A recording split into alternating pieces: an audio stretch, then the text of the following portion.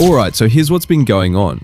Ever since this brand new update dropped in Grow a Garden on Roblox, I've basically been living inside the game. For almost 3 full days straight, I've been grinding non-stop, testing out all the new systems, carefully reading through every single pet ability, and trying all kinds of setups to figure out which ones actually work. My main goal has been really simple: to crack this event wide open and find the most efficient, time-saving way to farm it so you don't have to waste hours guessing and testing like I did.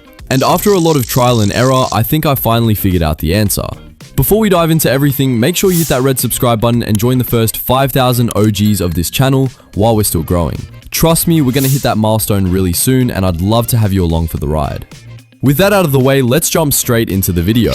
Now, if you've been around for the previous events, this one might feel a little familiar. In fact, it's kind of like a mix between the Zen event and the prehistoric update. But here's the catch: this event doesn't give you any easy outs. There's no Tenshizuru pet constantly spamming glimmering mutations for you, and there's no Kodama helping you out by automatically mutating your harvested fruits. All of those broken methods that carried players through past events, they're completely gone this time. So the big question is, what do we actually do instead? How do we farm glimmering fruits and eggs efficiently without those pets basically carrying all the weight? That was the first question in my mind too. At first, I honestly thought farming just got 100 times harder, but once I really sat down, studied the system behind this event and started connecting the dots, it all clicked into place. Let me walk you through exactly how it works. First, let's look at my garden. What I did here is simple but extremely powerful. I planted one of every single fruit you can buy from the seed shop. That means literally everything. Strawberries, blueberries, apples, all the way up to the more expensive stuff like Romanesco. If you don't already have that many seeds, start working on it right now. Don't wait until later. Every single day you delay is basically a day lost. Now, here's why this is so important. At the very center of this event is the fountain. Everything revolves around this fountain. It's the main mechanic where you'll be submitting specific items, and in return, you get to make a wish. And here's where the options come in. Option 1, you give the fountain exactly what it's asking for. Option 2, you brute force the bar by dumping in random glimmering fruits. Sounds simple, right? But here's the secret. Brute force is not the fastest way, not even close. The real speed is in giving the exact fruit it asks for. That's how you move through stages insanely fast. Now, before I explain why that's so much stronger, I want to show you something Grow a Garden quietly buffed. They didn't tell us in the patch notes, they didn't announce it, but this changes everything. Let's talk about the Glimmering sprite. I've got 2 of them here. You can only get this pet from the enchanted egg, and it has about a 5% drop rate. That's basically 1 in every 20 eggs on average. Not the easiest thing, but definitely farmable if you stick with this method. Originally, the Glimmering sprite enchanted a fruit every 12 minutes and 50 seconds. That's like 4 fruits per hour. With 8 sprites, that's only 32 fruits mutated in an hour. Decent, but not crazy. But here's where it gets wild. They buffed it. And now, instead of every 12 minutes, it's down to just 3 minutes and 36 seconds. That means 1 Glimmering sprite now mutates nearly 16 fruits per hour. And if you've got 8 of them, that's 128 fruits mutated in just 1 hour. That's broken farming power.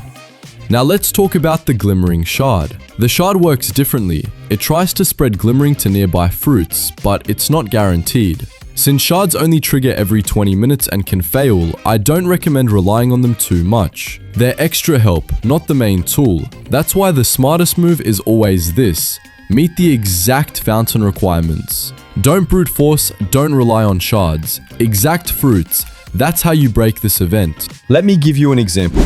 Right now, the fountain asks for a glimmering strawberry. I harvest one, submit it, and boom, stage complete instantly. No wasted fruits, no grinding the bar, reward collected. Stage 2, it asks for glimmering corn. Same deal, harvest, submit, done. For my reward, I pick glimmering spray, super valuable for when you're missing a specific glimmering fruit.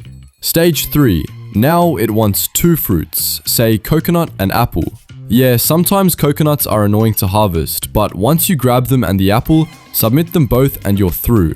Done. Okay, next requirement is grapes and mushrooms. Guys, this one's a bit tricky because the mushroom is not easy to harvest. Let me grab my trowel real quick and clear it up. Then finally, there we go, harvested. Now onto the grapes. Oh my gosh, this area of my garden looks like a full-on forest. It's so messy. I honestly don't even have time to rearrange everything right now. But that's fine, we'll just squeeze in, grab the grapes, harvest them, and then submit. And boom, just like that, we're done. As you can see, the fill-up bar is now sitting at 800 points. That means the next stage is going to need 3 different fruits: mushroom, sugar apple, and beanstalk. So let's go ahead and finish this up. First one is mushroom again. Ugh, this mushroom is always giving me a hard time. Let me pull out the trowel again and get it done. Harvest complete. Next up is beanstalk, but I don't actually have a glimmering version ready. So here's what I'll do. I'll just use my glimmering spray. And boom, instantly we've got a glimmering beanstalk. That's how easy it is when you use spray. Finally, the sugar apple. Okay, let's go harvest it. Oh my god, my character can't even move properly. It's so cramped in here. But we managed to harvest it, and now let's go ahead and submit it to the fountain.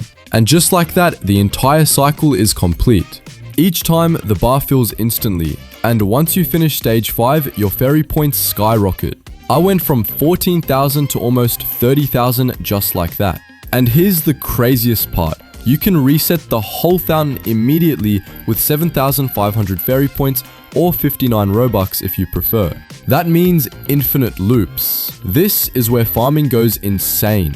Imagine doing 500 or more eggs and seed packs in one single day. And here's something you'll notice. As the stages go up, the value of the plants required also goes up. It starts from the common, then rare, and eventually all the way up to prismatic. I already posted about this last time, and the full list was also shared in the Dawn server. As you can see right here, this is the exact list of all the specific fruits the fountain can ask for. Basically, every single fruit that's sold in the seed shop is needed at some point. And don't forget, fairies keep working while you're offline. The fairy godmother literally says it. Fairies farm for you even when you're offline. That's free progress.